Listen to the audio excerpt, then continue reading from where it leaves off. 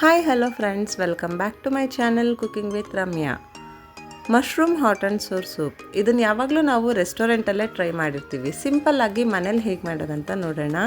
ಮೊದಲಿಗೆ ಒಂದು ಪ್ಯಾನ್ನ ಬಿಸಿ ಇಟ್ಕೊಂಡು 1-2 ಇಂಚಷ್ಟು ಬಟರ್ನ ಹಾಕ್ಕೊಳ್ಳೋಣ. ಬಟರ್ ಅಥವಾ ತುಪ್ಪ, ಎಣ್ಣೆ ಯಾವ್ದು ಬೇಕಾದ್ರೂ ಬಳಸ್ಬೋದು. ಸೊ ಬಟರ್ ಕರಗಿದ ನಂತರ ನಾವು ಇದಕ್ಕೆ 6-7 ಬೆಳ್ಳುಳ್ಳಿನ ಸಣ್ಣಗೆ ಸ್ಲೈಸ್ ಮಾಡ್ಕೊಂಡು ಹಾಕಿ ಚೆನ್ನಾಗಿ ಫ್ರೈ ಮಾಡ್ಕೊಳ್ಳೋಣ. ಅಂದರೆ ಗೋಲ್ಡನ್ ಬ್ರೌನ್ ಆಗೋವರೆಗೂ ಫ್ರೈ ಮಾಡ್ಕೋಬೇಕು. ನೆಕ್ಸ್ಟ್ ನಾನಿಲ್ಲಿ 1/2 ಇಂಚಷ್ಟು ಶುಂಠಿನ ಅದನ್ನು ಕೂಡ ಸಣ್ಣಗೆ ಹೆಚ್ಕೊಂಡು ಫ್ರೈ ಮಾಡೋದಕ್ಕೆ ಹಾಕ್ಕೊಳ್ಳೋಣ. ಈ ರೀತಿ ಒಂದಾದ್ಮೇಲೆ ಒಂದು ಹಾಕ್ಕೊಳ್ಳೋದ್ರಿಂದ ಅದರ ಫ್ಲೇವರು ಚೆನ್ನಾಗಿ ಬರುತ್ತೆ. ಸೊ ನೋಡಿ, ಚೆನ್ನಾಗಿ ರೋಸ್ಟ್ ಮಾಡಿಕೊಂಡು ನೆಕ್ಸ್ಟ್ ನಾನಿಲ್ಲಿ 1/2 ಈರುಳ್ಳಿನ ಮೀಡಿಯಮ್ ಸೈಜಲ್ಲಿ ಕಟ್ ಮಾಡಿಕೊಂಡು ಅದನ್ನು ಕೂಡ ಫ್ರೈ ಮಾಡ್ಕೋಬೇಕು. ನೆಕ್ಸ್ಟ್ ನಾನಿಲ್ಲಿ ಒಂದು ಹಸಿಮೆಣಸಿನ್ಕಾಯಿನ ಸಣ್ಣದಾಗಿ ಸ್ಲೈಸ್ ಮಾಡಿಕೊಂಡು ಫ್ರೈ ಮಾಡೋದಕ್ಕೆ ಹಾಕ್ಕೊಂಡಿದ್ದೀನಿ. ಇದನ್ನು ಹಾಕೋದ್ರಿಂದ ನಮ್ಮ ಸೂಪು ಸ್ಪೈಸಿ ಆಗಿರುತ್ತೆ. ಸೊ ಈಗ ವೆಜ್ಜೀಸ್ ಎಲ್ಲ ಆ್ಯಡ್ ಮಾಡ್ಕೊಳ್ಳೋಣ. 5-6 ಬೀನ್ಸ್ನ ಸಣ್ಣಗೆ ಹೆಚ್ಕೊಂಡಿದ್ದೀನಿ. ಕ್ಯಾರೆಟು ಅದನ್ನು ಅಷ್ಟೇ 1/2 ಕ್ಯಾರೆಟಷ್ಟು ಸ್ಲೈಸ್ ಮಾಡ್ಕೊಂಡಿದ್ದೀನಿ. 1/2 ಕ್ಯಾಪ್ಸಿಕಮ್ಮು, ಹಾಗೆ 5-6 ಮಶ್ರೂಮ್ನ ಸಣ್ಣದಾಗಿ ಸ್ಲೈಸ್ ಮಾಡಿಕೊಂಡು ಅದನ್ನು ಕೂಡ ಫ್ರೈ ಮಾಡೋದಕ್ಕೆ ಹಾಕ್ಕೊಂಡಿದ್ದೀನಿ. ನಾವು ಇದನ್ನೆಲ್ಲ ಬಟರ್ ಜೊತೆ ಚೆನ್ನಾಗಿ ಫ್ರೈ ಮಾಡೋದ್ರಿಂದ ತರಕಾರಿ ಕ್ರಿಸ್ಪಿಯಾಗಿ ಚೆನ್ನಾಗಾಗುತ್ತೆ. ನೆಕ್ಸ್ಟ್ ನಾನಿಲ್ಲಿ 1 ಬೌಲಷ್ಟು ಕ್ಯಾಬೇಜ್ನು ಕೂಡ ಸೇರಿಸ್ಕೊಂಡು ನೀಟಾಗಿ ಫ್ರೈ ಮಾಡ್ಕೋತಾ ಇದ್ದೀನಿ. ನಿಮಗಿಷ್ಟ ಆಗೋವಂತಹ ಯಾವುದೇ ವೆಜಿಟೇಬಲ್ಸ್ನ ಇದರಲ್ಲಿ ಆ್ಯಡ್ ಮಾಡ್ಕೋಬೋದು. ನೋಡಿ, ಈಗ ಚೆನ್ನಾಗಿ ಫ್ರೈ ಆದ ನಂತರ ನಾನಿಲ್ಲಿ 1 ಸ್ಪೂನಷ್ಟು ಪೆಪ್ಪರ್ ಪೌಡರ್ ಹಾಕ್ಕೊಂಡಿದ್ದೀನಿ. ಹಾಗೆ ಡಾರ್ಕ್ ಸೋಯಾ ಸಾಸ್ 2 ಸ್ಪೂನಷ್ಟು ಹಾಕ್ಕೋಬೇಕು.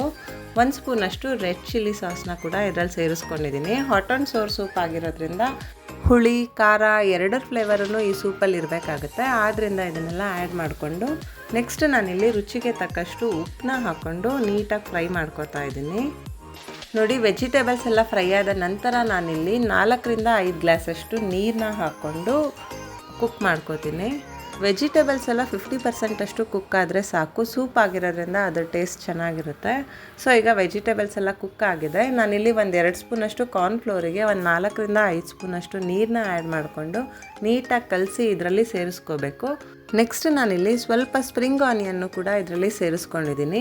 ನೋಡಿ, ನಾವು ಕಾರ್ನ್ಫ್ಲೋರ್ನ ಆ್ಯಡ್ ಮಾಡಿರೋದ್ರಿಂದ ಸೂಪ್ನ ಥಿಕ್ನೆಸ್ ತುಂಬಾ ಚೆನ್ನಾಗಿ ಬಂದಿದೆ. ನೋಡಿ, ಇಷ್ಟು ಕನ್ಸಿಸ್ಟೆನ್ಸಿ ಇದ್ದರೆ ಟೇಸ್ಟ್ ಚೆನ್ನಾಗಾಗುತ್ತೆ. ಈ ಟೈಮಲ್ಲೇ ಸಾಲ್ಟ್ ಏನಾದರೂ ಕಡಿಮೆ ಇದ್ದರೆ ನೋಡ್ಕೊಂಡು ಹಾಕ್ಕೋಬೋದು.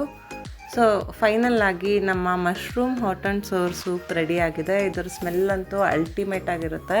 ನೋಡ್ತಾ ಇದ್ದರೆ ಯಾರಿಗೆ ಬೇಕಾದ್ರೂ ಇದನ್ನು ಟೇಸ್ಟ್ ಮಾಡಬೇಕು ಅಂತ ಆಸೆ ಆಗುತ್ತೆ.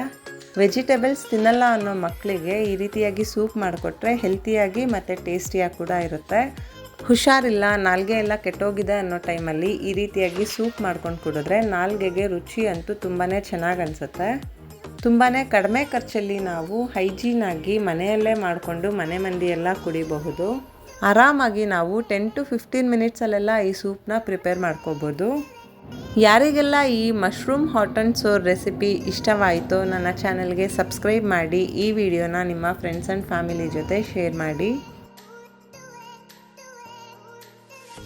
ಮುಂದೆ ಒಂದು ಹೊಸ ರೆಸಿಪಿ ಜೊತೆ ಸಿಗೋಣ. ಅಲ್ಲಿವರೆಗೂ take care, have a great day, bye.